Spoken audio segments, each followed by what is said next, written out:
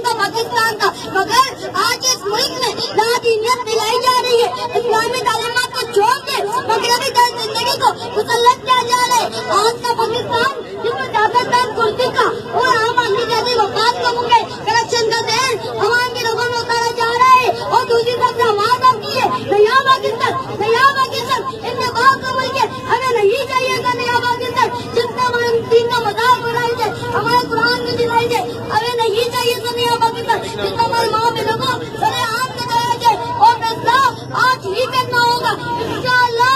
وہ وقت دور نہیں ہے جس وقت میں پارلیمنٹ میں موجود ہر شخص کے ماتھے پہ لا الہ الا اللہ محمد رسول اللہ لکھا ہوگا، اور اسی کے ساتھ لبیک یا رسول اللہ بھی لکھا ہوگا۔ جب فیصلے قرآن و سنت کے مطابق ہوں گے اور پارلیمنٹ میں موجود ہر شخص ناموز رسالت کا پہرے دار ہوگا، کیونکہ پاکستان کا مطلب کیا؟